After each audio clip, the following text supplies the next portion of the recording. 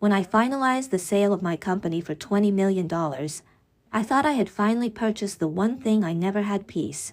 But my lawyer did not pour champagne or congratulate me. He just leaned across the desk with a deadpan expression and gave me a single, chilling instruction. "Call your parents," he said. "Tell them you lost every single penny." I am Everly Fox. At 34 years old, I had finally clawed my way to the summit. For the past 8 years, I lived on cold coffee, stale protein bars, and a relentless, burning need to prove my existence. Northline Relay, the transportation optimization software company I built from a cramped, unheated apartment in Raleigh, was no longer just a struggling startup. It was an industry disruptor. I designed algorithms that rerouted national freight lines in milliseconds, saving logistics giants billions of dollars a year. I built an empire out of pure logic and efficiency because human emotions had always proven too volatile to trust. And earlier today, I sold my majority stake for $20 million. $20 million. When I saw the 9-figure equivalent transfer into my private accounts, I should have felt liberated. I should have felt like the ghost of my past had finally been laid to rest. But beneath the polished veneer of a newly minted multimillionaire, an old, pathetic hunger gnawed at my stomach. I did not just want the money. I wanted the phone call. I wanted my parents to look at the daughter they had spent a lifetime branding as too stubborn, too difficult, and too detached from reality, and finally admit that I was the most successful person to ever carry the Fox name. My parents, Grant and Caroline Fox, lived in a world of Savannah garden parties and quiet judgments. To them, my career was a humiliating rebellion. Today, I wanted them to choke on their past dismissals. Instead of popping champagne or taking a victory lap, I found myself sitting across from my private attorney, Nolan Pierce. The air conditioning in his high-rise office hummed a low, sterile note, perfectly matching the stark, glass and steel aesthetic around us. Nolan was not a man who smiled often, but today, his demeanor was remarkably grim for someone who had just orchestrated a massive corporate acquisition. He sat with his hands steepled, staring at a thick manila folder that had absolutely nothing to do with Northline Relay. "We have a problem," Nolan said. His voice was flat, completely devoid of the celebratory tone I had expected. I leaned back in the heavy leather chair, crossing my arms defensively. "The money cleared, Nolan. The ink is dry. There are no problems left." "Not with the sale," he replied, sliding the folder across the polished mahogany desk. "With your family. Specifically, with the estate of your late grandmother, June Mercer Fox." I stared at the unassuming folder. My grandmother had passed away 12 years ago, leaving behind what my parents always described as a modest, tangled mess of outdated assets that barely covered their own property taxes. I had never paid attention to it. My parents handled everything. They made sure I stayed far away from the legal logistics, citing my lack of traditional business sense and irony that tasted particularly bitter today. "What about it?" I asked, my heart rate picking up despite my feigned indifference. Nolan flipped the cover open, revealing stacks of highlighted legal documents, corporate registry prints, and financial statements. While conducting the standard background liability sweeps for the acquisition, I flagged a series of highly irregular filings attached to your name. Your parents have been executing obscure legal maneuvers for years. They are hiding something, Everly, something substantially larger than a standard, modest inheritance. I scanned the papers, but the dense legal jargon blurred together in front of my eyes. Hiding what? They always said the estate was practically underwater. They lied, Nolan said plainly. He closed the folder with a sharp snap. He did not offer further explanations, and I knew him well enough to understand he was withholding the specifics for a specific reason. Nolan was a master strategist. He never revealed his entire hand until he knew exactly how the opposition would play theirs. "I need you to do exactly one thing tonight," Nolan continued, leaning forward. His eyes were cooled and intensely calculating. "You are going to call your parents. You are going to tell them that you lost the $20 million. I blinked. certain the exhaustion of the week was making me hallucinate. "Excuse me. You will tell them that due to a sophisticated international wire fraud scheme, the post-sale accounts were drained. You are completely wiped out, penniless. Then, you will stop talking and silently observe who reacts first, and exactly how they react." A nervous, breathless laugh escaped my throat. The request was absurd. It was theatrical and completely unhinged. "Nolan, I'm not going to call my mother and play some twisted psychological game just because you found a weird tax filing." "It is not a game," Nolan said, his voice dropping an octave, striking the air with absolute certainty. "And I am not testing my luck. I am springing a trap. If I am right about what is in these files, your sudden financial ruin will force their hand. They will panic, and people who panic make mistakes." I stared at him. The sheer conviction in his posture made my skin crawl. He was not guessing. He knew something horrifying, and he needed me to see it for myself before he laid out the evidence. The silence in the office stretched, thick and suffocating, finally, with hands that felt unnaturally heavy. I pulled my phone from my bag. I walked over to the floor-to-ceiling window, looking down at the Raleigh traffic flowing like rivers of light below. I needed to act. I needed to embody the catastrophic failure they always predicted I would become. I dialed my mother's number. The phone rang 3 times. With every ring, I focused on my breathing, forcing my chest to heave, letting the stress and isolation of the past 8 years flood into my throat to mimic a genuine nervous breakdown. "Everly," Caroline Fox answered. Her voice was crisp, clipped, carrying that familiar undertone of perpetual impatience she always reserved exclusively for me. "Mom," I gasped. I let my voice crack, producing a controlled, trembling whisper that sounded terrifyingly real even to my own ears. "Mom, it is gone." "What is gone? Speak clearly, Everly." "You know I despise mumbling." "The money," I sobbed, gripping the cold glass of the window so hard my knuckles turned white. "The sale money, the 20 million. I clicked a verification link from the escrow agency, but it was a spoofed portal. It was an international routing scam. The accounts are completely drained. The bank says the funds were moved offshore in minutes." "Mom, I have nothing. I am completely ruined." I stopped talking. I held my breath, waiting for the maternal instinct to kick in. I waited for the gasp of horror, the immediate panic for my well-being, the reassurance that I could come home, that we would hire the best investigators, that my life was not over. I waited for my mother to be a mother. The silence on the line was absolute. It stretched for 5 seconds, 10 seconds. I could hear the faint clinking of ice in a glass in the background. My mother was drinking her evening bourbon. She was completely, entirely calm. When Caroline finally spoke, her tone was entirely stripped of emotion. There was no shock. There was no pity. There was only a chilling, clinical urgency. "Is there any chance of recovering the money, or is it completely gone?" The words hit me like a physical blow to the chest. The temperature in the room seemed to plummet below freezing. She did not ask if I was safe. She did not ask if I was holding up. Her only concern was the definitive, legal status of my bankruptcy. "It is gone, Mom," I whispered, and this time, the hollow devastation in my voice was entirely genuine. "The cyber division said the chance of recovery is 0%. I lost it all." "I see," Caroline said briskly, shifting into a terrifyingly administrative gear. "Stay where you are. Do not speak to the press. We will contact you shortly." She hung up. The line went dead. I lowered the phone, staring at the black screen. A cold sweat broke out across the back of my neck. My entire life, I had believed their emotional distance was just a personality trait, a strict Southern stoicism, but that reaction was not stoic. It was calculated panic. It was the reaction of someone whose own hidden agenda had just been violently disrupted by my sudden, spectacular failure.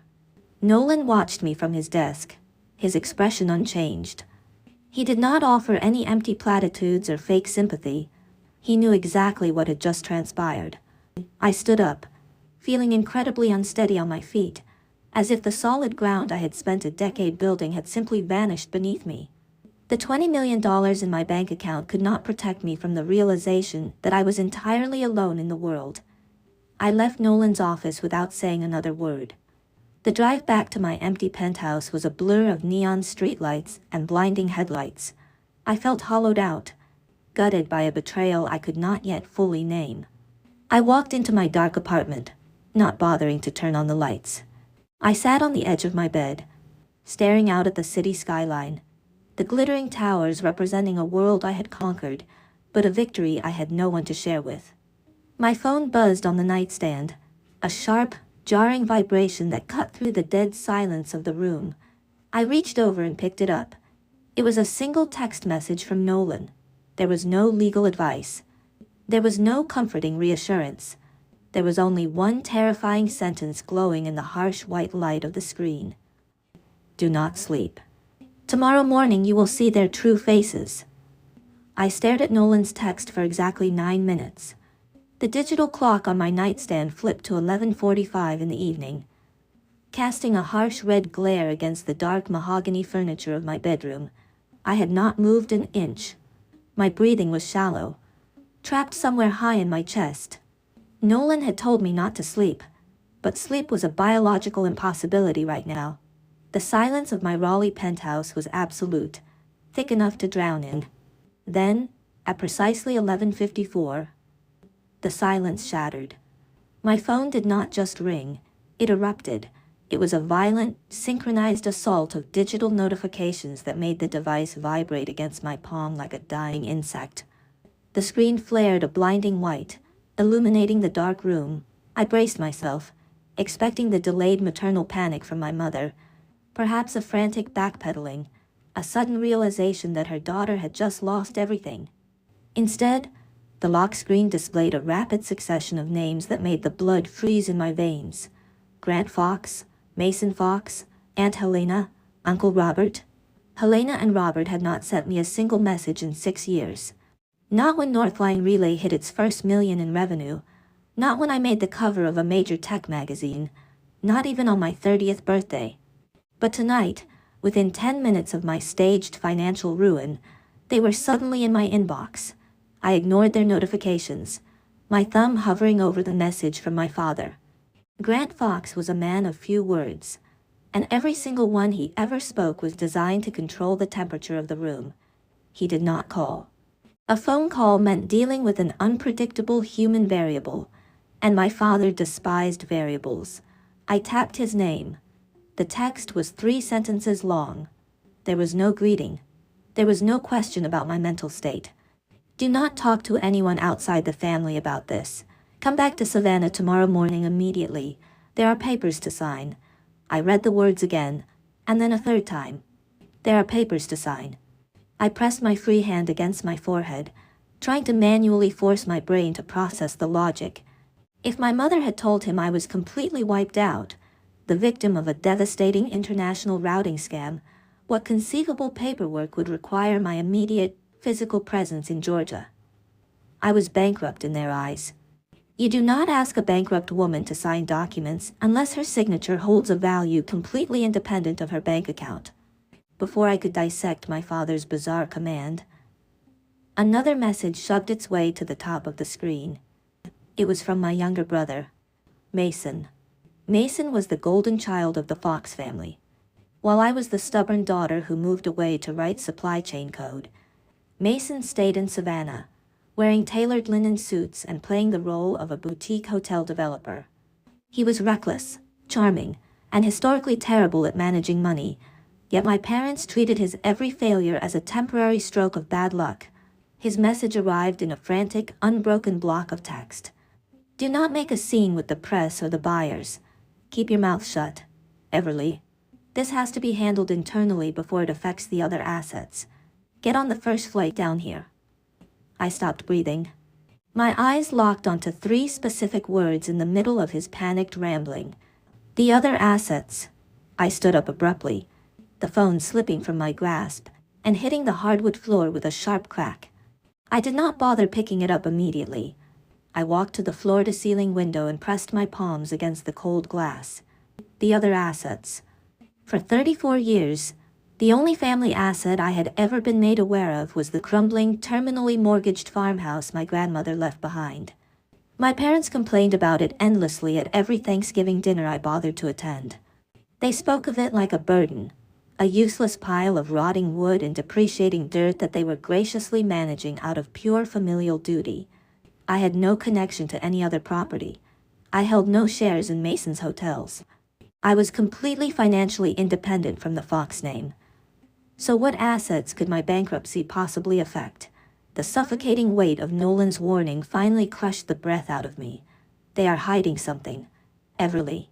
I picked my phone up from the floor. The screen was uncracked. A small mercy. I did not reply to Grant. I did not reply to Mason. I sat in the dark, watching the hours tick by. Midnight bled into 1 in the morning, then 2. My mind raced through every interaction I had ever had with my parents regarding money. The way they aggressively steered the conversation away from my grandmother's estate. The way they insisted on handling my early tax returns before I hired my own firm. The way they always made me feel like an outsider in my own bloodline, keeping me just distant enough to maintain control, but close enough to monitor my movements. At almost 3 in the morning, the phone buzzed one last time. The exhaustion pulling at my eyelids vanished instantly. The notification was from Delaney Rhodes, my maternal cousin. Delaney was a wallflower, a quiet, observant girl who usually blended into the wallpaper at family gatherings. She never took sides, mostly because no one ever asked her to. There was no text attached to her message. It was just a single image file, a screenshot. I opened the image. My hands began to shake, a fine, uncontrollable tremor that radiated from my wrists all the way to my shoulders. It was a screenshot of a group chat on a secure messaging app. The chat was titled, Fox Trust Management. I was looking at a digital room containing my father, my mother, my brother, and the family accountant. A room I had never been invited to. A room I was never supposed to know existed. At the very top of the captured screen, a message from my mother, Caroline, sat like a loaded gun. She is completely broke. This is the only chance to get her signature before the riverfront deal closes. Grant, tell her to come home. Directly beneath her, Mason had replied less than a minute later. Play the sympathy card. If she is really wiped out, she will sign anything as long as she thinks she is being saved. We just need her name on the release. I stared at the glowing pixels until they burned into my retinas. The nausea hit me so hard and so fast, I had to clamp a hand over my mouth to keep from gagging. The room spun, the sharp edges of my expensive furniture blurring into meaningless shapes. The riverfront deal. I read the 3 words over and over again. My brain, trained to analyze data and find patterns, violently reassembled the reality of my entire existence in the span of 30 seconds. The profound, hollow grief I had felt just hours ago in Nolan's office evaporated, replaced by a cold, terrifying clarity.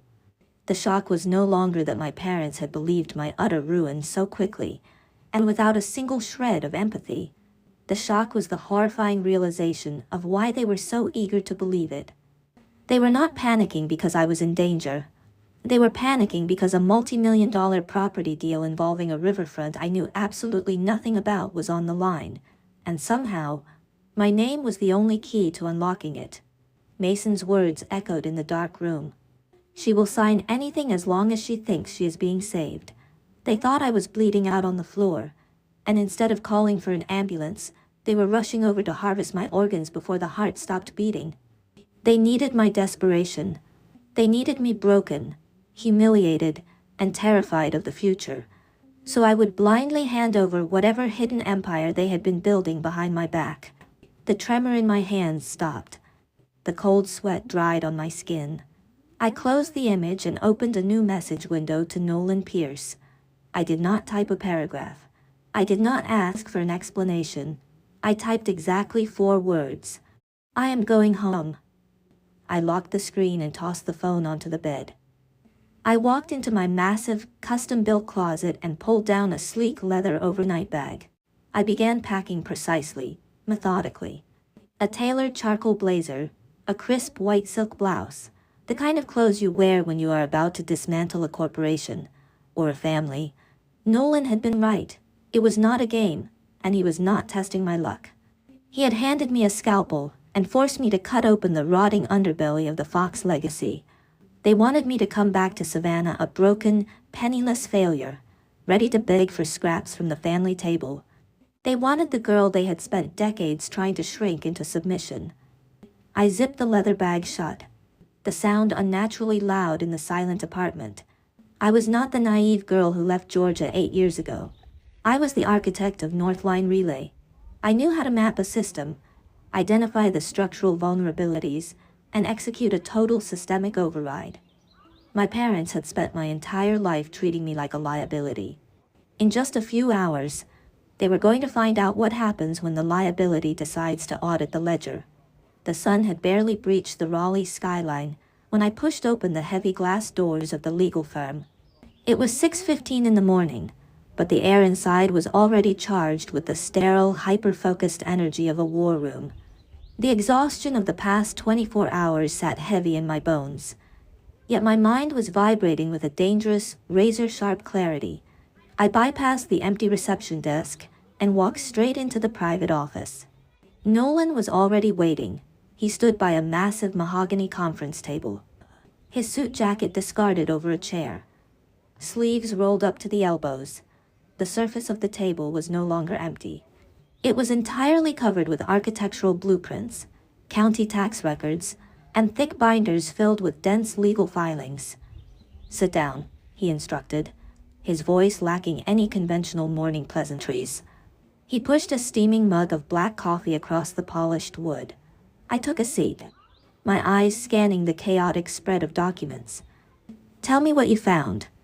Tell me exactly what my family has been doing while I was building my company." Nolan leaned forward, resting his hands flat on the table. "For decades, your parents have maintained a very specific narrative about your grandmother's estate. They painted it as a financial burden, a crumbling farmhouse and a few acres of useless, sinking mud. You believed them because there was no reason not to. They complained about the property taxes at every holiday dinner," I replied, my voice tightening. "They said keeping the estate afloat was a family sacrifice. It was a masterclass in misdirection," Nolan corrected sharply. He tapped a thick, leather-bound folder resting in the center of the table. "Your grandmother, June, did not just leave behind a farmhouse. She established a highly insulated legal entity called the Mercer Preservation Trust. Your parents are the current co-trustees. But the assets within that trust are not residential.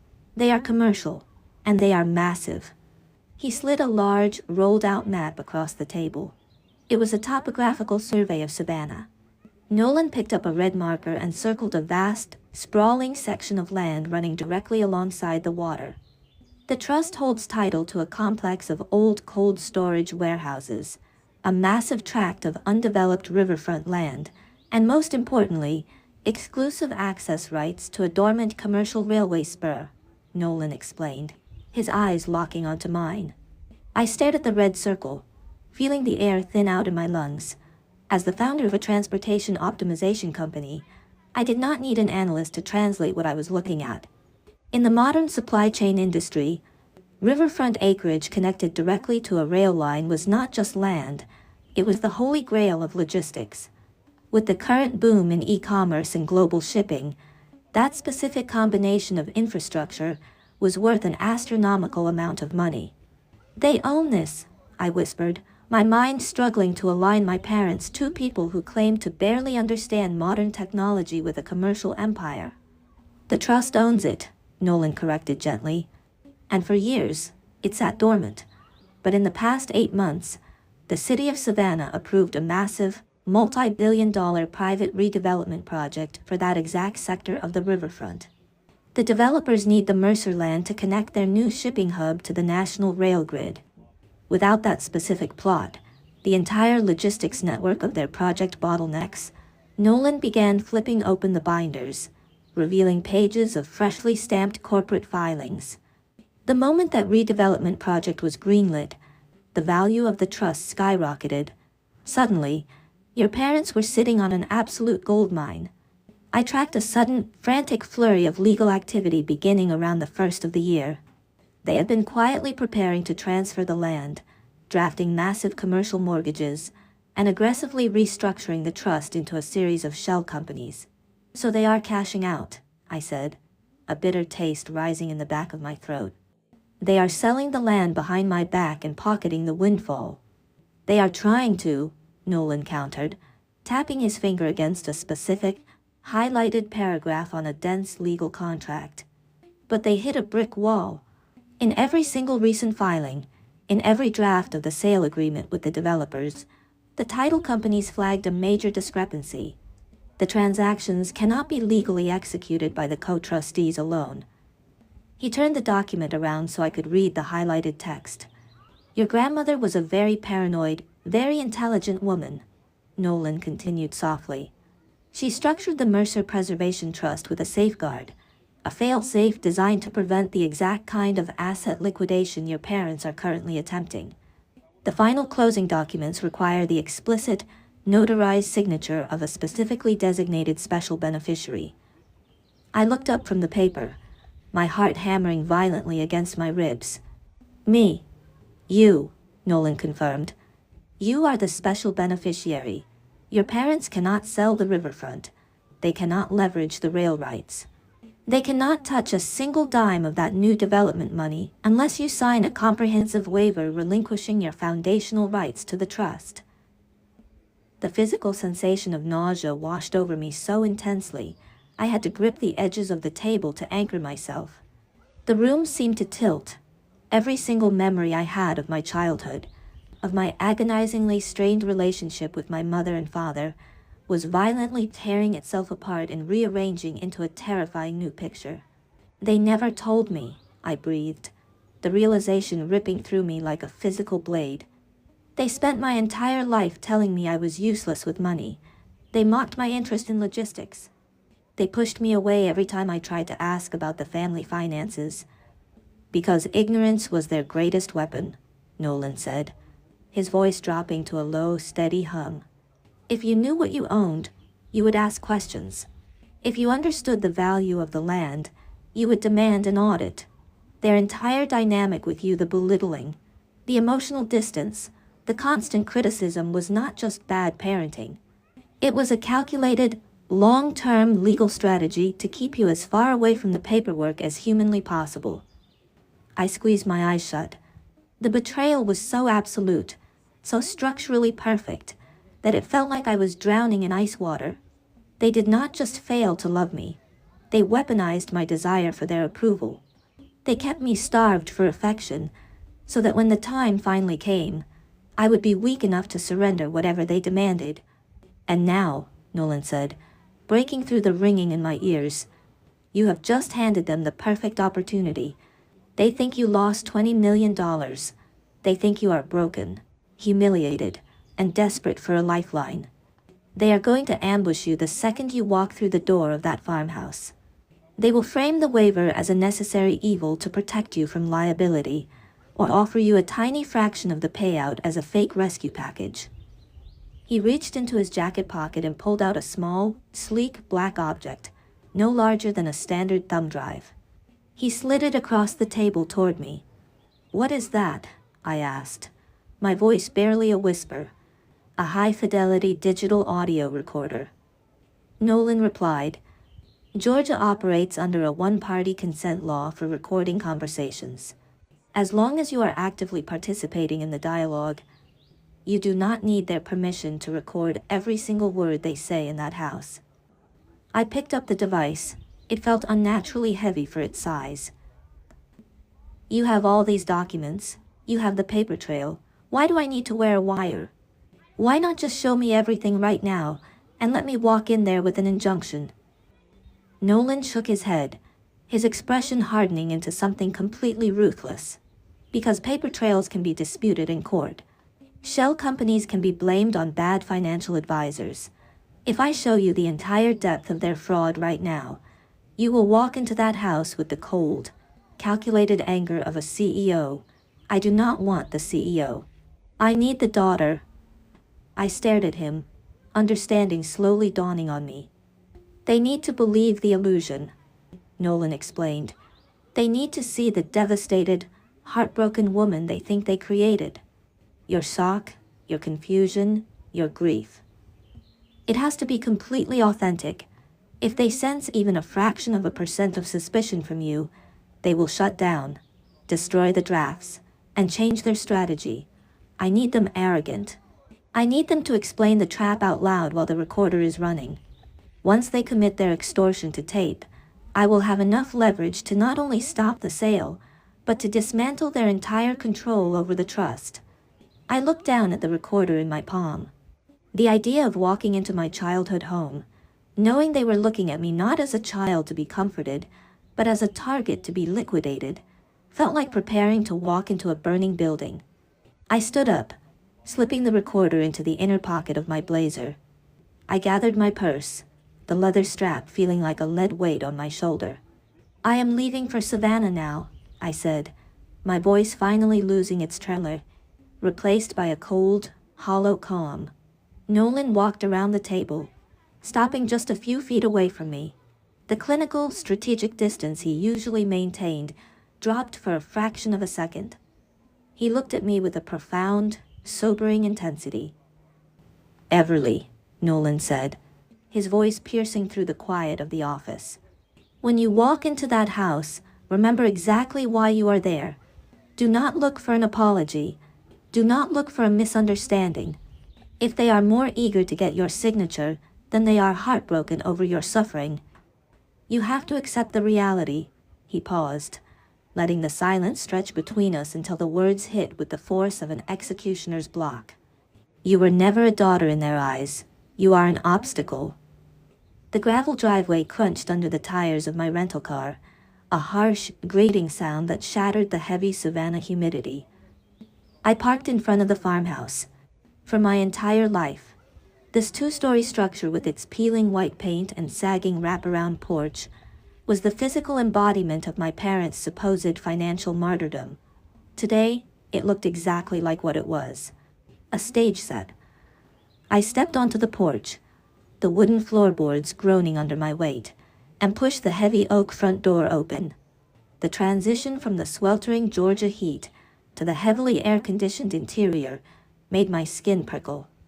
I walked toward the formal dining room, the soles of my shoes echoing in the quiet hallway. As I crossed the threshold, my stomach plummeted. Nolan had warned me, but seeing the trap perfectly laid out in my childhood home was a visceral blow. This was not a family gathering to mourn a devastating loss. It was a corporate tribunal dressed up as an intervention. The antique mahogany dining table was cleared of its usual decorative centerpiece. In its place sat precise stacks of legal documents, 2 expensive fountain pens, a crystal pitcher of ice water, and 4 heavily starched linen napkins. My father, Grant, sat at the head of the table wearing a pressed navy suit. My mother, Caroline, stood near the window, her posture rigid. Sitting awkwardly to Grant's right was a man I recognized immediately as the longtime family accountant. A nervous, balding man who clutched his briefcase like a shield. My mother crossed the room the second I appeared. She did not offer a word of comfort. She wrapped her arms around my shoulders in a stiff, bloodless embrace that felt more like a physical restraint than a hug. Her expensive floral perfume burned my nostrils. She leaned in close, her voice a sharp, hissing whisper meant only for me. "Pull yourself together, Everly. You have to cooperate right now if you want to salvage whatever dignity you have left after this spectacular mess." She pulled away before I could even process the cruelty of the greeting. She gestured toward an empty chair directly opposite my father. I sat down. The digital recorder hidden in the inner pocket of my blazer pressed coldly against my ribs, a solid, grounding reminder of why I was really here. "Everly," my father began, his voice adopting a low, practiced tone of mournful authority. "Your mother and I were entirely devastated by your phone call last night.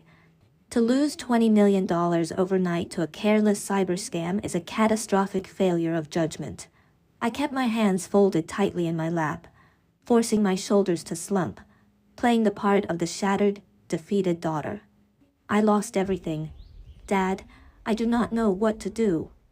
We know, Grant said smoothly, sliding the thickest stack of paper across the polished wood toward me. And that is exactly why we had to assemble so quickly today. Your financial ruin is a tragedy, but we cannot allow your compromised state of mind to infect the rest of the family's modest holdings. You are clearly in no condition to manage assets. I looked down at the top page. It was a voluntary relinquishment of trust oversight. Because you are completely wiped out, Grant explained, tapping the page with his index finger. We need you to sign this immediately.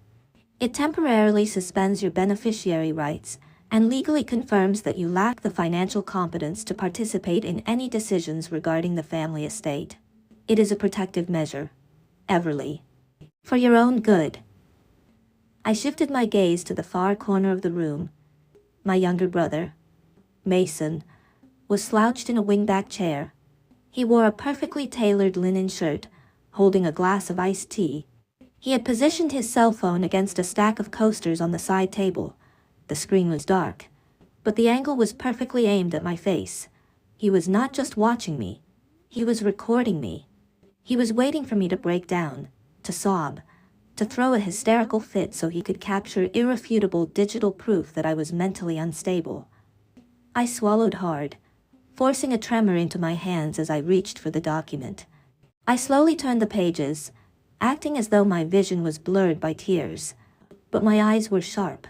I scanned the dense paragraphs, instantly spotting the poison pill Nolan had prepared me for. It was buried on the 7th page under a misleading header. If I signed this document, I would not just be suspending my rights, I would be authorizing a blanket indemnification. The clause explicitly stated that I absolved the current trustees of any and all liability regarding their management, transactions, and restructuring of the trust over the past 12 years. It was a complete legal pardon for every single dollar they had stolen, and a free pass to finalize the sale of the riverfront.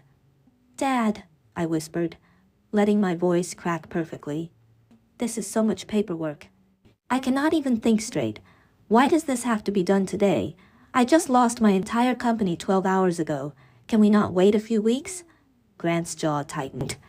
The facade of the caring patriarch slipped, revealing the ruthless panic underneath.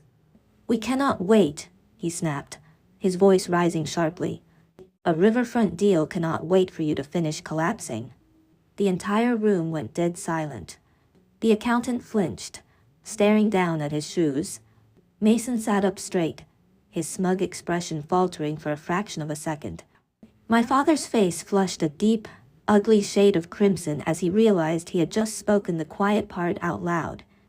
He had practically screamed their hidden agenda into the open air. Caroline immediately stepped in, launching a vicious psychological offensive to cover her husband's fatal slip. Do not dare question your father after what you have done, she sharply reprimanded, slamming her palm against the back of my chair. You have no right to come in here and ask for time. You walked away from this house 8 years ago. You abandoned us to play startup CEO. You only cared about your code and your algorithms. You never understood loyalty. Everly. You never understood what it means to be a family. Every word she spat at me was designed to break my spirit. She was weaponizing my independence, twisting the years I spent building my own success into a malicious act of betrayal. In her twisted logic, my greatest sin was not that I had supposedly lost the money. My greatest sin was that I had ever succeeded without needing them in the first place.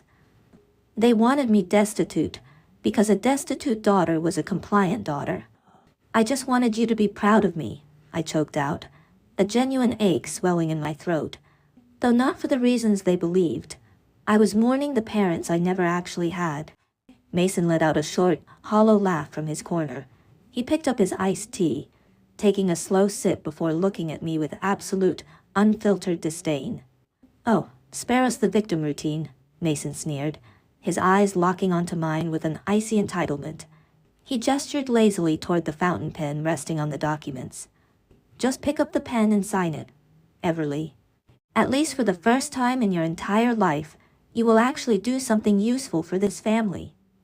The sheer humiliation of the moment hung in the air, thick and suffocating, a perfectly orchestrated execution of my dignity.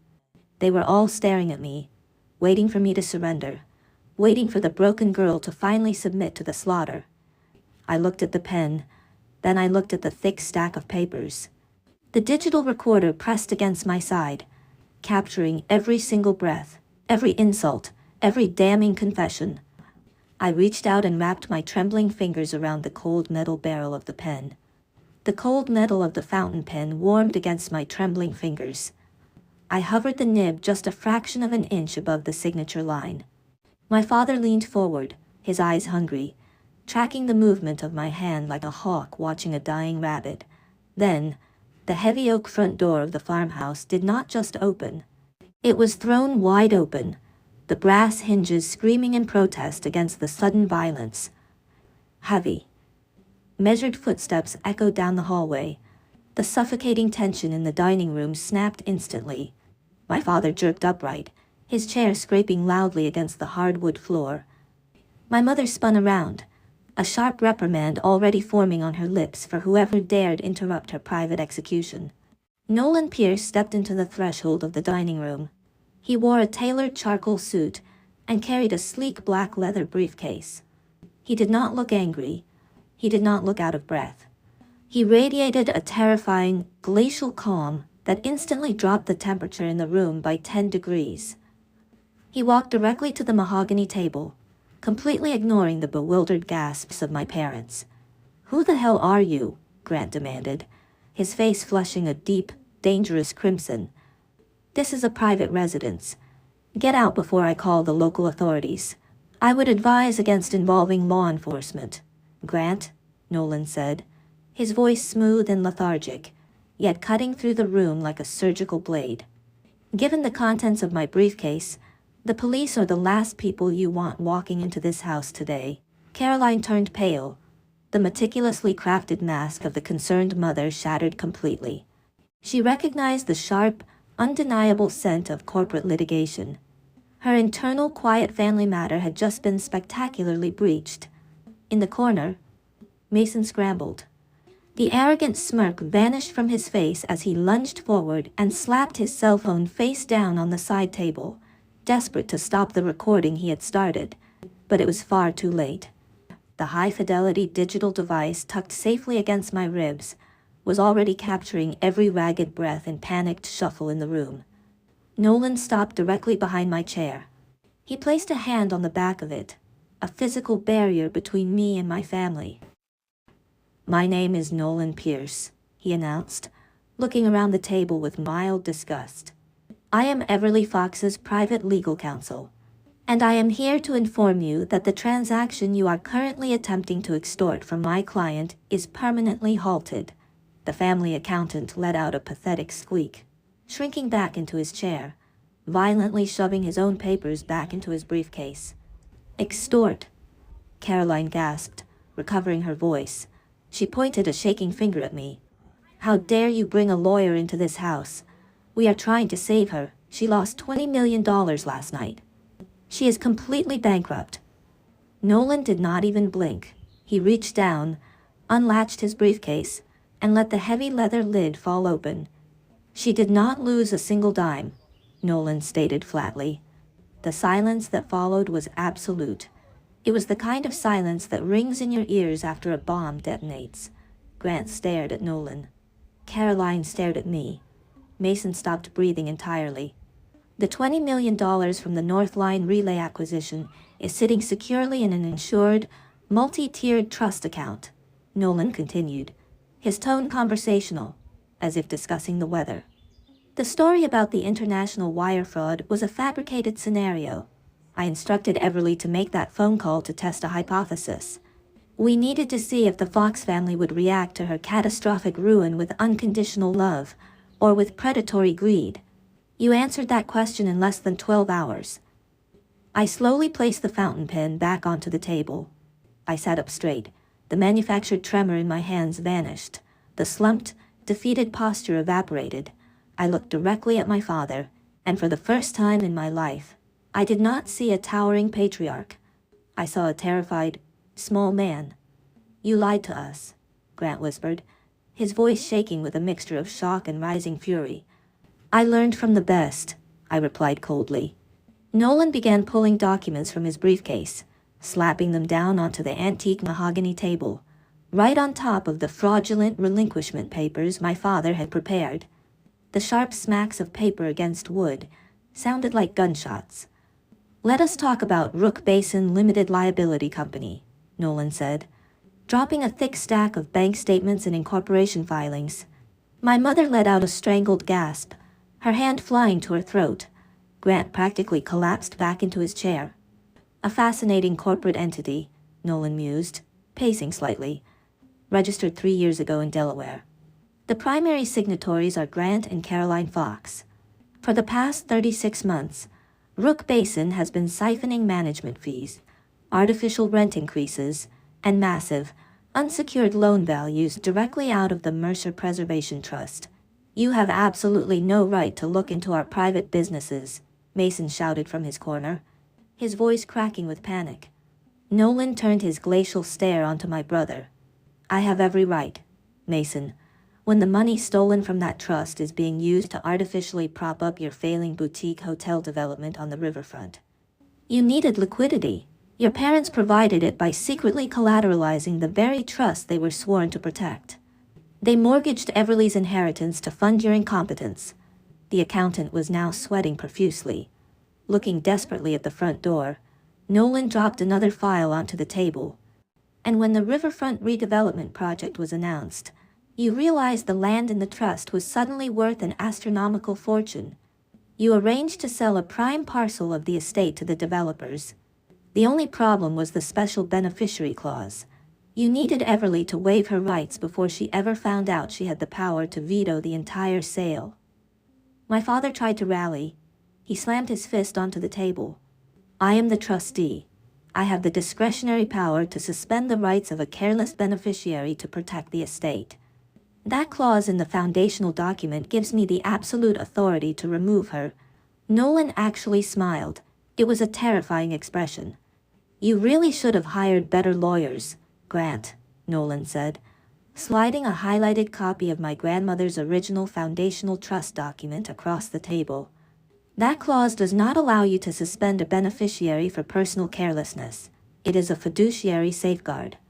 It specifically states that any attempt by a managing trustee to self-deal, embezzle, or coerce a beneficiary results in the immediate, non-negotiable termination of their trustee status. The color completely drained from my father's face. He looked at the highlighted text as if it were written in a foreign language. The weapon they had tried to use against me had just been turned around and pressed directly against their own throats. Nolan pulled 2 final documents from his briefcase. They were clean, simple, and utterly devastating. He placed one in front of Grant and one in front of Caroline. These are voluntary letters of resignation, Nolan instructed. You will resign as the co-trustees of the Mercer Preservation Trust, effective immediately. You will surrender all administrative control to Everly. If you sign these documents right now, we will freeze the assets and handle the transition quietly. And if we refuse, Caroline hissed, her eyes filled with venomous hatred. If you refuse to sign, Nolan replied, leaning over the table, his voice dropping to a lethal whisper, I will walk out of this house and immediately file an injunction with the state court.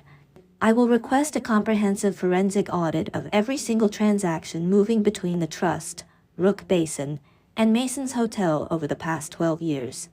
I will hand the evidence of your wire fraud, embezzlement, and fiduciary breach directly to the federal prosecutors.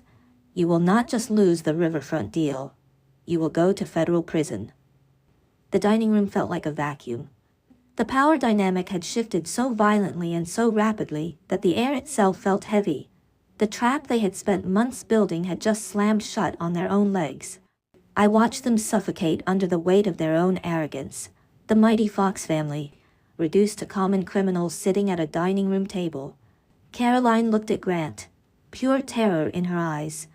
Mason was completely silent, his face pale and slick with sweat. I waited for my father to reach for the pen. I waited for the final surrender. Instead, Grant slowly lifted his head. The panic that had gripped him just moments ago began to recede, replaced by a dark, chilling defiance. He did not look at the resignation papers. He did not look at me. He looked directly at Nolan, his eyes narrowing into cold slits. He was cornered, bleeding, and facing total destruction, but he looked like a man who was still hiding a loaded weapon under the table. Grant pushed his chair back slightly, interlocking his fingers. He spoke with a terrifying, icy calm that made the hair on my arms stand up. "You have a very impressive briefcase, Mr. Pierce," Grant sneered, his voice echoing in the dead silence of the room. "But you are still missing the original files. You are operating on assumptions and secondary copies. You still do not have the one thing necessary to take us down." Grant pushed the resignation papers back across the antique mahogany table. His movements were deliberately slow, an arrogant attempt to reclaim the suffocating authority he had wielded over me since childhood. He interlocked his fingers, resting them over the damning evidence Nolan had just presented. "You have an impressive collection of photocopies and circumstantial deductions, Mr. Pierce," Grant sneered, his tone dripping with practiced condescension. "But you do not have the original supplemental will. You do not have the physical codicil my mother drafted before she died. Without that specific, notarized piece of paper, your entire legal theory is nothing but a fairy tale built on administrative errors. I will not sign a damn thing, and no judge in the state of Georgia will grant an injunction based on a lawyer playing a guessing game." Seeing her husband hold the defensive line, my mother immediately changed her strategy. The vicious, attacking matriarch vanished in the blink of an eye. She collapsed back into her chair, pressing a heavily starched linen napkin to her face. She began to weep. It was a terrifyingly perfect performance, her shoulders shaking with exactly the right amount of maternal heartbreak. "How can you do this to us?" Caroline sobbed, looking at me through her tears, as if I were a monster who had just broken into her home. "Every single decision we ever made, every late night, every stressful financial maneuver, was to preserve this estate for the next generation. We sacrificed our own peace of mind to keep the Fox legacy intact. And you repay our sacrifice by dragging a corporate attack dog into our dining room. You treat us like common criminals. You bring a lawyer into your own childhood home as if you are calling the police to arrest your own flesh and blood. You are incredibly ungrateful, Everly. You always were." The sheer audacity of her guilt trip was staggering. She was standing in the middle of a trap she had set to steal my inheritance. Yet she was desperately trying to cast me as the villain for refusing to step into it. I did not even have the chance to process her emotional whiplash before a new, much dirtier threat emerged from the corner of the room. Mason had stopped pretending to be a concerned brother. He was slouched in his wingback chair, his thumbs flying furiously across the screen of his smartphone. He was not just texting his friends. He was launching a scorched earth digital counterattack. Within 20 minutes, my own phone, resting quietly in my pocket, vibrated with an urgent alert. I pulled it out to find a highly sensitive email from the lead integration officer at the firm that had just acquired Northline Relay. The subject line read simply, "Urgent inquiry regarding leadership stability." I opened the message, my blood running cold. Mason had reached out to his network of local Savannah investors, venture capital brokers, and business associates. He had spun a rapid, venomous narrative that I was suffering from a severe, acute psychiatric breakdown following the stress of the corporate buyout. He claimed I was highly unstable, hallucinating massive financial conspiracies, and turning violently against my own family in a paranoid frenzy. The rumor had spread like wildfire through the tight-knit Southern business community, eventually reaching the ears of my corporate buyers. They were writing to ask, in extremely polite but panicked corporate terminology, if there were undisclosed reputational risks or mental health liabilities they needed to address before the final merger transition was completed. Mason was trying to destroy my professional reputation to discredit any legal claims I might make against them. I showed the email to Nolan. He barely glanced at the glowing screen before turning his glacial stare back to my brother. "Let him type," Nolan said quietly. though his voice carried effortlessly across the room. A smear campaign is always the desperate last resort of a drowning man. Nolan turned his attention back to his open briefcase. He pulled out a slender, pale blue folder that he had deliberately held back during the initial confrontation. He dropped it onto the table with a soft thud. "Since we are on the topic of sacrifices made for the next generation, Caroline," Nolan said, his voice entirely devoid of pity, "let us examine the June Mercer Memorial Scholarship." My mother stopped crying instantly. The linen napkin dropped to her lap. Grant shifted uncomfortably in his chair, his arrogant posture faltering. Nolan opened the blue folder, spreading out a series of internal banking ledgers and wire transfer receipts. I was curious why a small, charitable educational fund was generating so much administrative overhead, Nolan explained, tracking the numbers with his pen. "It turns out the scholarship was never actually funding any student tuition. It was an elaborate accounting smokescreen. You and Grant were cycling commercial rent revenue from the trust through the charity to wash the funds. Then, you were immediately distributing that money as anonymous private grants to cover Mason's catastrophic personal debts and luxury expenses. You turned a charitable foundation named after your deceased mother into a personal slush fund to finance your son's failures. The absolute depravity of stealing from a memorial fund to cover Mason's gambling debts and failed hotel ventures shattered the remaining tension in the room.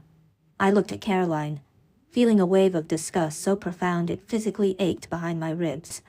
"A scholarship fund, Mom?" I asked, my voice trembling with a mixture of horror and outrage. "You used my grandmother's name to hide his debts." Caroline stood up, her face twisting into an ugly defensive mask. The tears were gone, replaced by a desperate, cornered fury. "We had no choice," she screamed, her voice echoing violently off the peeling wallpaper of the dining room. "Mason was in terrible trouble, real trouble with private, aggressive lenders. We had to protect him. We used every single thing we had to keep him out of a courtroom and out of jail. We gave up everything. We even put this house on the line." The air in the room completely vanished. I stared at her, the words hanging in the dead space between us like a physical manifestation of a curse. "This house," I repeated, my voice dropping to a hollow, barely audible whisper. Grant lunged forward, grabbing his wife's arm to silence her, but the damage was already done. The confession had left her lips, grotesque and entirely undeniable. For my entire life, this old, creaking farmhouse was the only pure memory I had left. It was the place where my grandmother used to sit with me on the porch during the humid summer evenings, teaching me how to play chess while my parents ignored me inside. They had always sworn that no matter how difficult the property taxes became, they would never, ever sell or leverage the farmhouse because it was a sacred family monument. They told me it was the one thing they were protecting for the sake of our history. "You mortgaged the farmhouse," I said, stating it not as a question, but as a finalized death sentence for my entire childhood. "You took the only piece of her memory that actually meant something to me, the only place in the world I ever felt safe, and you handed the deed over to a bank to bail out your golden child." Caroline refused to look at me. She stared stubbornly at the far wall, her silence confirming every horrible, heartbreaking truth. She had traded my only sanctuary for Mason's mistakes, and she had never intended to tell me. That was the exact moment the very last remaining thread of my empathy snapped. The lingering, pathetic ache of a daughter wanting to be loved by her parents completely evaporated, leaving behind a cold, absolute vacuum. I did not feel angry anymore. Anger requires passion, and passion is a vulnerability. I felt nothing but a surgical, mechanical resolve to dismantle them piece by piece. They had gambled away my sanctuary in secret. Now, I was going to take their entire kingdom in broad daylight. I stood up slowly, adjusting the lapels of my tailored blazer. I did not yell. I did not cry for the cameras Mason was hoping to use against me. I looked at the three of them with the detached, clinical observation of someone studying an infestation that needed to be eradicated. Nolan snapped his briefcase shut. The sharp click echoed through the silent room like a gavel striking wood. He stepped close to my side, his presence a solid, immovable wall against their chaos. He leaned in slightly, his mouth hovering just inches from my ear, ensuring his words carried only to me. "Let them keep their empty house," Nolan whispered, his tone vibrating with a dark, dangerous anticipation. "The real war is no longer in this living room. It is going to be fought where they think they are the safest. We are taking this into the ledgers, and we are going to tear open the estate archives." The heavy, oppressive humidity of Savannah felt different now. It no longer felt like the nostalgic blanket of my youth. It felt like a physical manifestation of the secrets my family had buried. 2 days after I walked out of that suffocating dining room, Nolan arranged a discreet meeting on the outskirts of the city. We sat in a dimly lit, vinyl booth diner that smelled faintly of stale coffee and industrial bleach, far away from the polished social circles my parents frequented. Sitting across from us was Tessa Boone. She was a sharp, nervously energetic woman in her late 40s, who had served as the primary bookkeeper for the trust until her abrupt, unexplained resignation exactly 2 years ago. She kept glancing at the diner entrance, her hands wrapped tightly around a ceramic mug. "I knew this day was coming," Tessa said, her voice barely above a whisper. She reached into her oversized tote bag and slid a thick, unmarked manila envelope across the sticky table. I told Grant and Caroline that the numbers were becoming impossible to hide. When they asked me to backdate a series of depreciation logs to cover a massive cash withdrawal, I packed my desk. I refused to go to federal prison for Mason's lifestyle. I opened the envelope. Inside were dozens of physical copies of old reconciliation spreadsheets, bank routing slips, and internal ledger prints. With Nolan guiding me through the accounting architecture, the mechanics of the theft became painfully clear. The riverfront warehouses held by the trust had been generating steady, substantial commercial rent for decades. But that revenue never stayed in the trust's holding accounts. Tessa pointed a shaking finger at a specific column of outgoing transfers. Every single month, 40% of the gross rental income was diverted into a shell management account. From there, it was pumped directly into Rook Basin Limited Liability Company. And from Rook Basin, it went straight to Mason. The ledgers detailed a horrifying timeline of financial parasitism. The money my grandmother had intended to preserve the family legacy was instead paying for my brother's tailored suits, his first-class flights to Europe, and the staggering operational losses of his doomed boutique hotel ventures. It was a systematic, bloodless draining of my inheritance, signed and authorized by the very people who were supposed to protect it, but the financial theft was only the outer layer of the betrayal. The true psychological horror arrived later that evening. Sitting in the sterile silence of my hotel suite, my phone chimed with a secure encrypted file sent by my cousin, Delaney Rhodes. She had managed to access an old, archived family server and downloaded a cache of internal emails my parents had exchanged over the past 6 years. I scrolled through the messages, my chest tightening with every cruel, calculated sentence. They discussed me not as a daughter, but as a hostile variable that needed to be contained. The most devastating blow came from an email my mother wrote to my father 4 years ago, right when my company was securing its first major round of venture capital.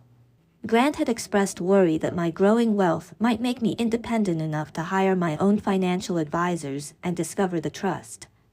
Caroline's response was permanently burned into my mind. She wrote, "Do not worry about her gaining independence. She is desperate for our approval. Keep her isolated. Keep criticizing her choices, and she will always come back seeking validation. She is the easiest to control if she is hit with the fear of losing the family." I dropped the phone onto the bed. The air in the room felt impossibly thin.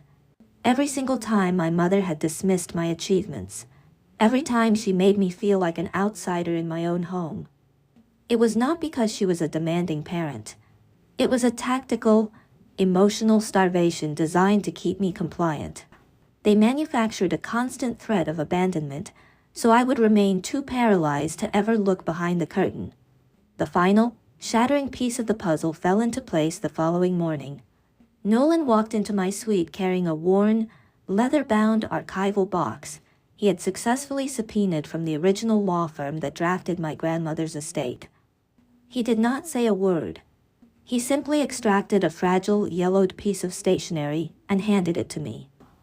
It was a handwritten letter from my grandmother, June, addressed to her private accountant, dated 14 years ago. I read the delicate cursive handwriting, and the solid ground beneath me entirely gave way. In the letter, my grandmother explicitly instructed her accountant to set aside a dedicated seed fund of $75,000, locked in a secure escrow account. The instructions were crystal clear. The money was to be released to me the moment I decided to launch my own independent business venture. She knew I had a mind for logistics, and she wanted to ensure I had the capital to escape Savannah. 8 years ago, when I was desperately trying to launch Northline Relay from a freezing apartment, I went to my parents and begged for a loan. They made a massive, agonizing theatrical production out of it. They claimed they had to liquidate their own personal savings. They made me sign a promissory note.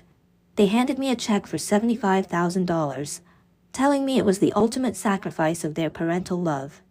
For 8 years, I carried the crushing weight of that debt. I paid them back with interest. I let them hold that loan over my head at every family gathering, silently swallowing their arrogant reminders that my entire empire was built on their generosity. It was my money. They had taken the gift my grandmother secretly left for me, laundered it through their own accounts, and handed it to me as a high-interest loan. They used my own inheritance to buy my lifelong, groveling gratitude. I stood by the window of the hotel, looking out at the sprawling canopy of the Savannah oak trees. The pain of the realization was so absolute that it bypassed grief entirely and crystallized into something cold, hard, and terrifyingly calm. I began to effortlessly piece the fragmented memories of my life together into a perfect, hideous mosaic. I finally understood why my parents always waved their hands dismissively, and said there was nothing to worry about whenever I asked about the estate taxes. I understood how Mason could afford to drive a $100,000 imported sports car while remaining perpetually unemployed. I understood why the hushed, urgent whispers in the living room would instantly cease the second I walked through the door. My entire life had been a meticulously curated stage play, and I was the only one who did not know I was wearing a costume. I turned away from the window and looked at Nolan. He was watching me with that same clinical, assessing gaze, waiting to see if the emotional weight would crush me or forge me.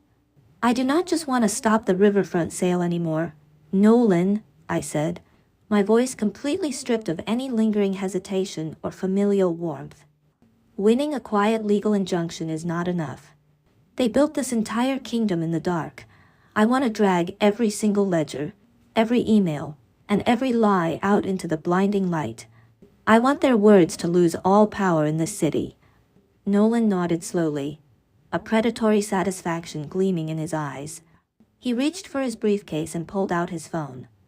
"Then we escalate," Nolan said smoothly. "I have already laid the groundwork. We are not going back to the farmhouse. We are taking the war to the corporate theater." He explained the next phase of the offensive.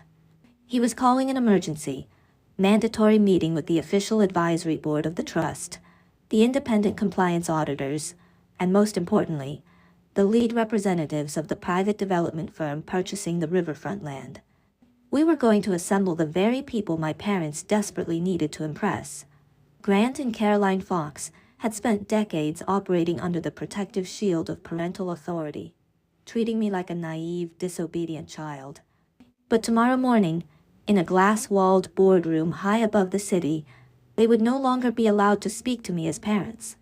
They would be forced to answer as fiduciary managers publicly accused of gross misappropriation of assets, and I was going to be the one asking the questions.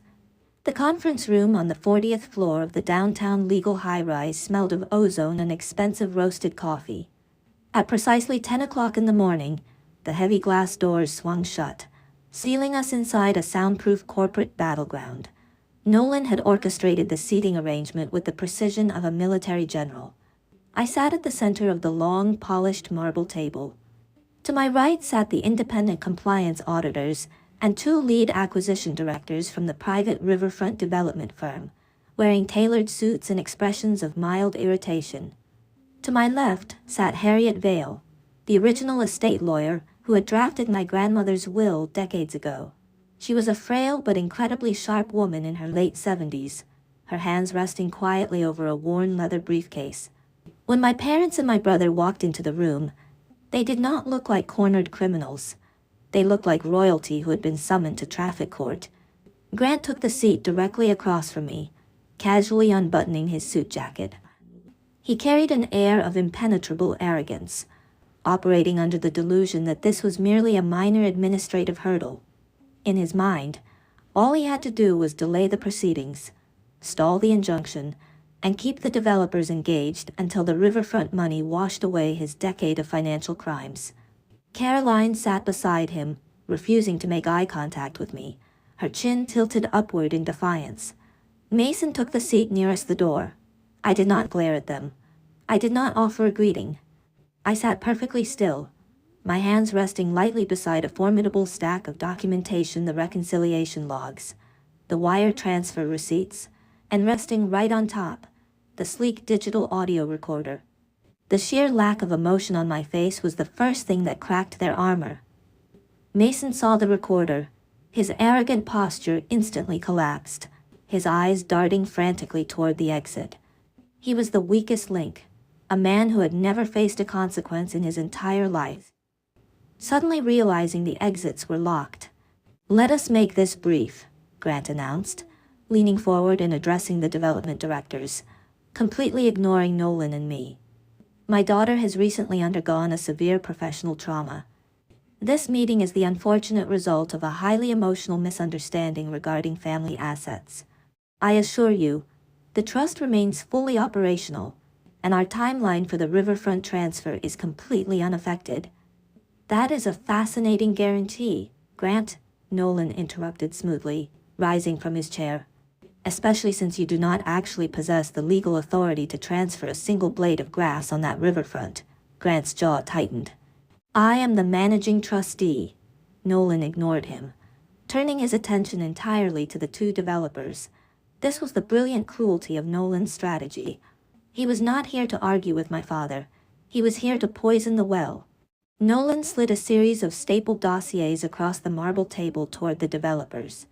"Gentlemen, before you wire a 9-figure acquisition fee to the Mercer Preservation Trust, I strongly advise your legal department to review the ownership structure of Rook Basin Limited Liability Company." The lead developer frowned, opening the dossier. "What you are looking at is a systematic, unauthorized collateralization of the very land you are attempting to buy," Nolan explained, his voice echoing cleanly in the quiet room. "The current trustees have secretly leveraged the riverfront property to fund private, high-risk commercial debts. Furthermore, the foundational trust document strictly requires the notarized consent of the special beneficiary to execute any sale. You are currently negotiating with individuals who have no clean title, no legal clearance, and a massive, undisclosed lien history." The color drained from the developers' faces. In the corporate world, dirty titles and hidden liens were radioactive. The lead developer closed the folder, his expression hardening into a mask of pure professional hostility. He looked at Grant not as a respected business partner, but as a severe liability. "Is this accurate, Grant?" the developer asked, his voice sharp and unforgiving.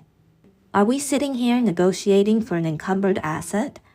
"It is an internal restructuring issue," Grant barked, his calm facade shattering into defensive panic. "It will be resolved internally. We are handling the beneficiary signature this week." Mason could not take the pressure. The room was closing in on him, and the instinct for self-preservation overrode whatever family loyalty he possessed. He pushed his chair back, holding his hands up defensively. "I have nothing to do with the management of those accounts," Mason stammered, his voice pitching high with cowardice. "I am just a passive recipient. I do not make the administrative decisions. My parents handle the transfers. I am completely separate from the sale negotiations." I finally spoke. My voice was low, steady, and utterly devoid of pity. "Are you really separate, Mason?" I asked. I reached into my folder and pulled out a single sheet of paper. It was a printed copy of the encrypted email Delaney had recovered. I slid it across the marble surface until it stopped right in front of him. "Nolan," I said, keeping my eyes locked onto my brother's terrified face. "Could you please read the highlighted text for the room?" Nolan picked up his own copy. An email sent from Mason Fox to Grant and Caroline Fox, dated 3 days ago. Quote, "You have to lock down her signature before Friday. If she does not sign the relinquishment by the end of the week, the development investors will inevitably see the special inheritance clause during the final audit, and the entire deal will collapse." End quote. A suffocating silence descended upon the boardroom. Mason stared at the paper as if it had suddenly caught fire. He opened his mouth to speak, but no words came out. He had just been publicly exposed as the primary catalyst of the extortion attempt. He had thrown his parents under the bus, and in return, Nolan had backed over him with a freight train. Caroline closed her eyes, a look of profound, nauseating defeat washing over her features. Grant was breathing heavily, his hands balled into tight fists on the table. "This is a witch hunt," Grant hissed, though his voice lacked its usual booming authority. "You are twisting family correspondence out of context. I am still the trustee, and I still control the archives." "Actually," a thin, gravelly voice interrupted. Everyone turned toward the end of the table. Harriet Vale adjusted her wire-rimmed glasses. She had been sitting so quietly that her sudden intervention felt jarring. She opened her battered leather briefcase and pulled out a heavily embossed legal ledger. "You control the active administrative archives, Grant," Harriet corrected, her tone carrying the absolute, uncompromising weight of the law. "You do not control the sealed addendums." Grant froze. The anger in his eyes was instantly replaced by a flash of genuine, unadulterated terror. "Before June Mercer passed away," Harriet continued, addressing the room at large, "she entrusted my firm with a physical, sealed codicil regarding the Mercer Preservation Trust. Her instructions were remarkably specific. The codicil was to remain locked in a private bank vault, entirely inaccessible to the managing trustees." "And what are the conditions for opening it?" Nolan asked, playing his part perfectly. "The seal may only be broken," Harriet recited from memory, "upon the presentation of credible evidence that the managing trustees have engaged in self-dealing, or have attempted to coerce, intimidate, or disenfranchise the designated special beneficiary." She looked directly at me, then at the audio recorder resting on the table. "Given the documentation presented here today, and the existence of an audio recording detailing an attempt to force a signature under false pretenses, I believe the legal threshold to break the seal has been definitively met." Grant did not just object. He panicked. He slammed both hands onto the table, half rising from his chair. "That document is invalid," Grant shouted, his voice cracking with desperation. "That codicil was drafted decades ago. It was legally voided before she died. It has no standing in a modern court." The boardroom went dead silent. The two developers stared at Grant in complete disbelief. Nolan just smiled, a cold, victorious expression. Grant realized his fatal error a second too late. He had spoken too fast. If the codicil was truly a forgotten, meaningless piece of paper, he would have had no reason to react with such violent urgency. By screaming that it was invalid before anyone even knew what was inside it, he had just publicly confessed that he knew exactly what the envelope contained, and that he feared it more than anything else in the world. The lead developer stood up, buttoning his suit jacket with a sharp, definitive motion. "We are done here," the developer announced, his tone colder than ice. "This entire transaction is frozen. We will not be moving forward with any acquisitions, negotiations, or disbursements until this trust has undergone a full forensic federal audit and title clearance. Do not contact our offices again. Grant." The two developers walked out of the room, the heavy glass doors swinging shut behind them, effectively locking away my parents' golden parachute. The millions of dollars they had schemed and stolen to secure had just vanished into thin air. Grant sank back into his chair, a hollow, defeated shell of the man who had walked in 30 minutes prior. Caroline was openly crying now, the reality of their public humiliation finally setting in. Mason sat paralyzed, staring blankly at the marble table. The public execution was over. But as I looked at my father's shaking hands, I knew the war was not entirely finished. They had lost the riverfront deal, but the true source of their power, the deepest secrets they had buried to maintain their empire, were still locked away in the dark. The meeting adjourned in a heavy, suffocating silence. I packed my documents slowly, feeling no joy, only a grim, mechanical satisfaction. The final battle was not going to be fought under the fluorescent lights of a corporate high-rise. It was going to happen tomorrow morning, in the underground vault where my family still believed they could control the past. The boardroom had emptied, leaving only the stale scent of defeated ambitions and cold roasted coffee. Harriet Vale packed her leather briefcase with slow, deliberate movements. She turned to Nolan and me, her voice dropping to a conspiratorial whisper that felt louder than a shout. The original physical codicil is locked inside a high-security archival vault at the Savannah Sovereign Depository, Harriet confirmed, adjusting her wire-rimmed glasses. The protocol of the institution is absolute.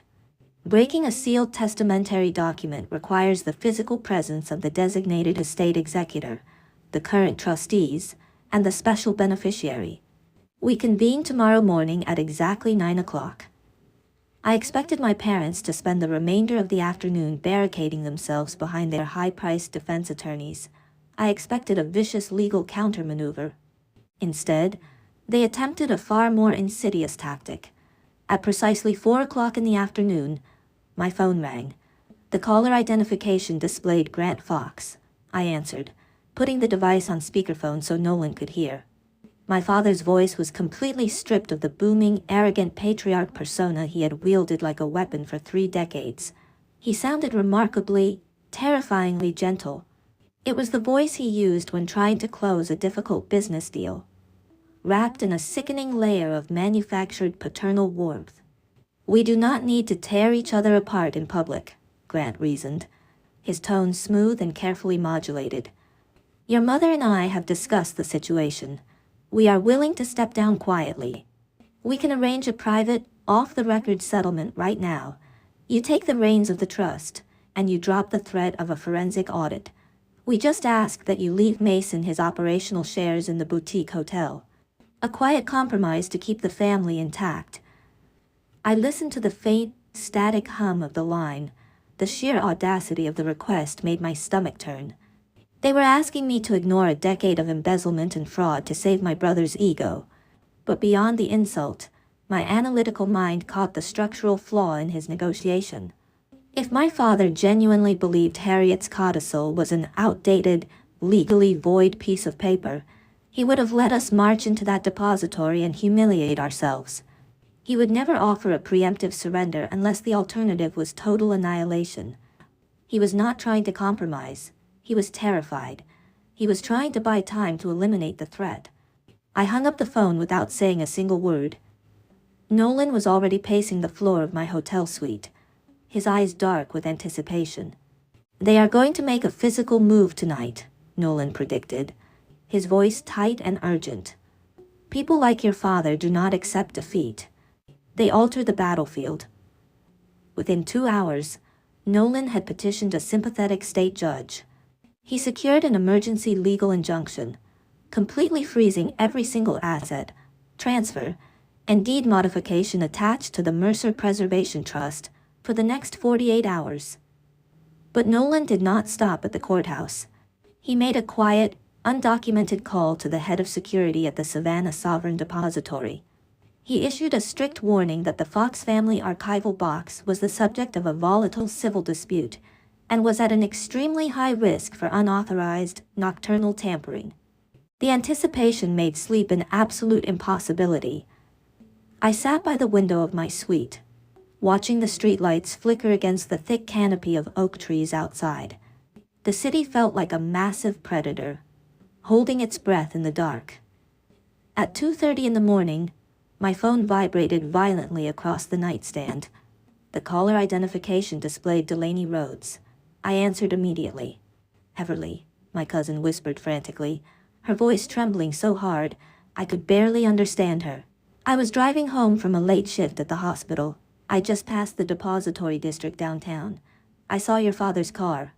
He and Mason were parked half a block from the private banking entrance. They were just sitting there in the dark with the engine off.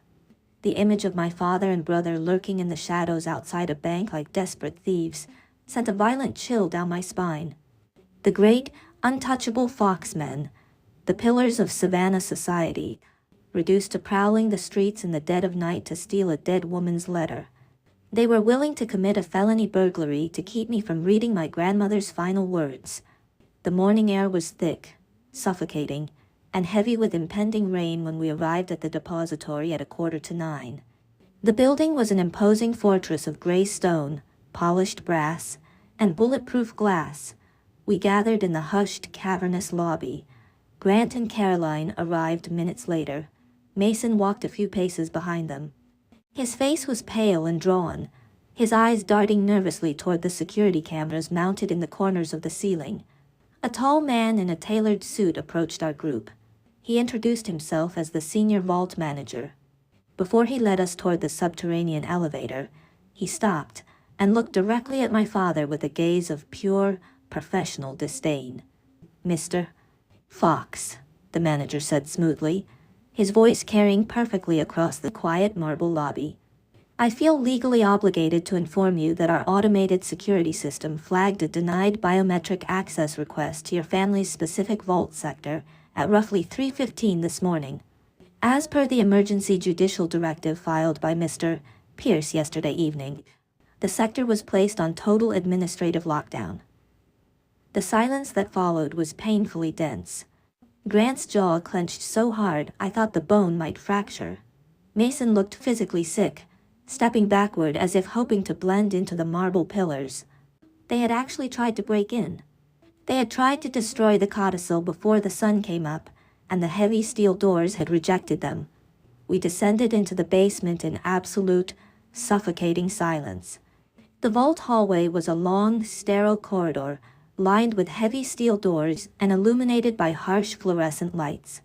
Caroline had maintained her facade of the pained, misunderstood mother throughout the elevator ride, constantly dabbing at dry eyes with a tissue.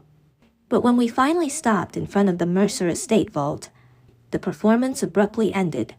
Stamped directly across the seam of the heavy metal door was a bright red, tamper-proof legal seal applied by the state court. Caroline stared at the red tape. Her breathing hitched, transforming into a rapid, shallow panic. The carefully applied makeup could not hide the sudden, absolute terror that drained the color from her face.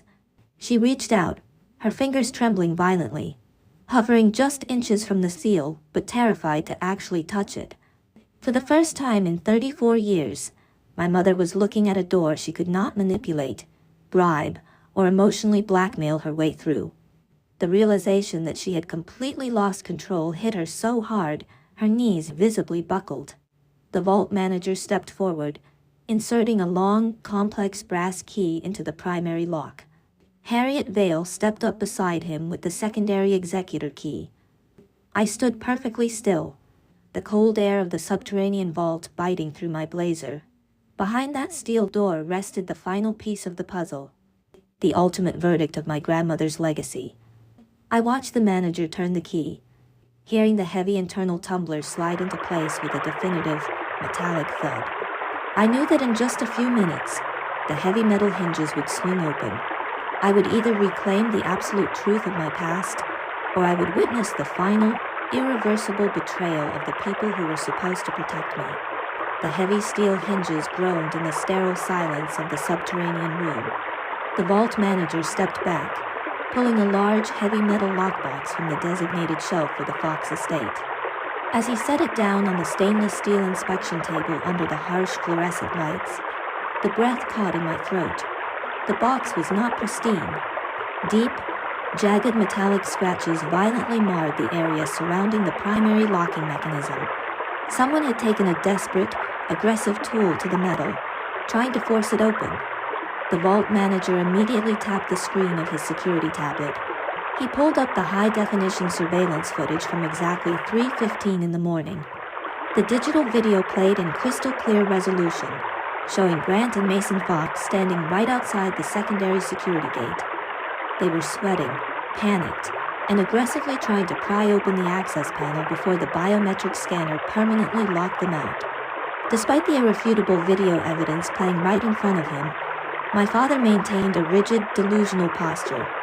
When Harriet Vale unlocked the scratched box and pulled out a standard, unsealed manila envelope, Grant actually let out a short, arrogant breath. He thought his late-night tampering had somehow worked. He thought he had won. Harriet pulled out a few standard tax receipts and an outdated, completely harmless copy of a preliminary will. Grant sneered, adjusting his tie, ready to declare victory and demand his reinstatement.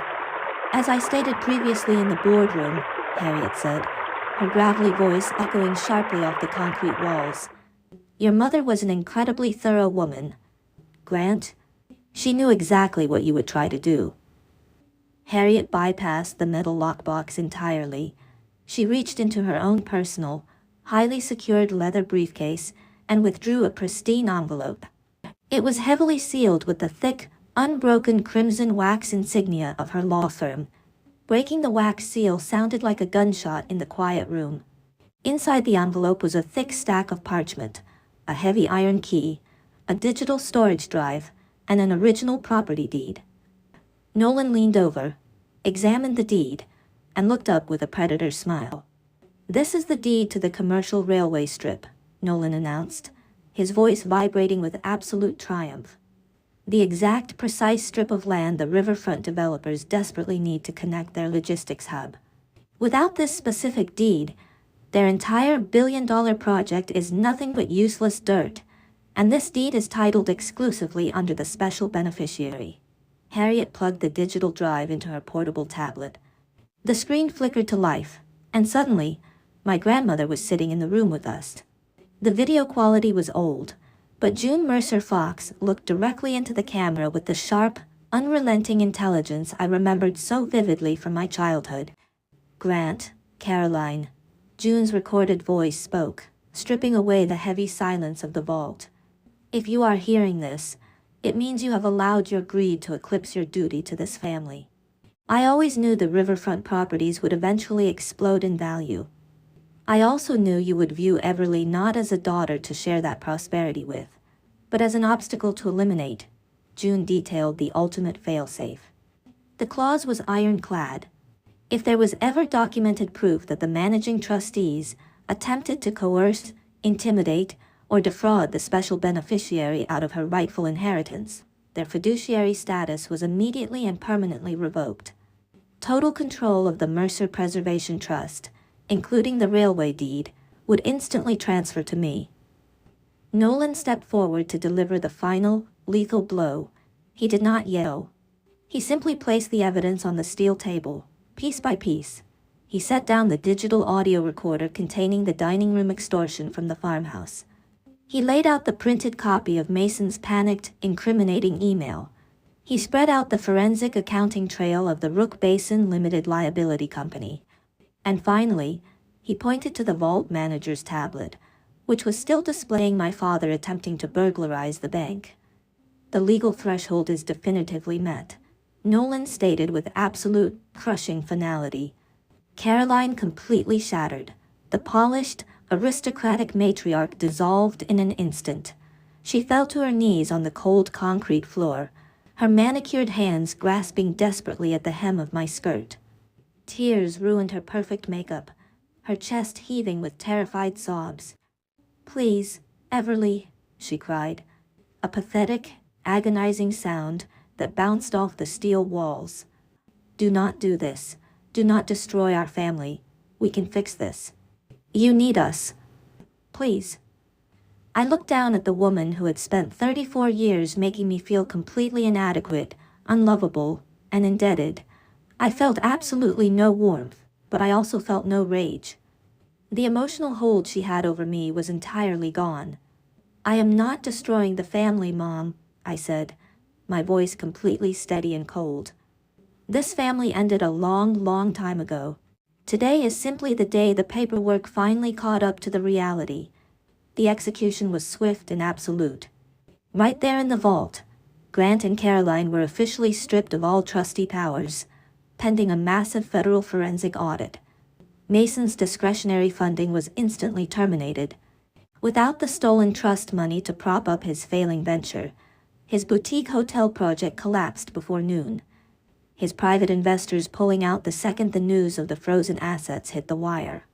Every single past transaction they had authorized was locked down for severe legal review. While Harriet finalized the transfer documents, I opened the handwritten letter my grandmother had left specifically for me. Her cursive was elegant and deliberate. She wrote that she gave me the power over the estate, not just to protect the physical land, but to protect my own soul. The most valuable thing she could ever leave me was not the $20 million from my company sale, or the massive riverfront deed. It was the absolute, undeniable power to never have to kneel before people who only loved me when I was useful to them. I made my decisions before we ever left the building. I would keep the June Mercer Occupational Scholarship, entirely stripping away the fraudulent shell company and turning it into a legitimate, transparent foundation for young female entrepreneurs in Savannah. I would restructure the trust, purging every single trace of my parents' influence. And I would use the railway deed to summon the developers back to the table, renegotiating the entire riverfront acquisition entirely on my own terms. For the very first time in the history of the Fox family, absolutely no one was going to speak for me. I walked out of the Savannah Sovereign Depository with Nolan by my side. The heavy, oppressive storm clouds from the morning had finally broken. The bright, blinding Georgia sun poured over the white stone steps of the bank, warming my skin. I reached into the pocket of my blazer and wrapped my fingers around my grandmother's heavy iron key. Just 2 days ago, I sat in a high-rise office and made a phone call, pretending I had lost $20 million in the middle of the night. But standing in the brilliant sunlight, I realized the absolute truth. I did not lose a single thing that night. I gained my voice, I reclaimed my past, and I finally earned the right to walk completely away from the toxic ruins that other people called a family. Thank you so much for listening to my story. Please let me know in the comments where you are listening from so we can connect and share our thoughts. And do not forget to subscribe to Maya Revenge Stories channel. Like this video, and support by hitting the hype button so this story can be heard by many more people.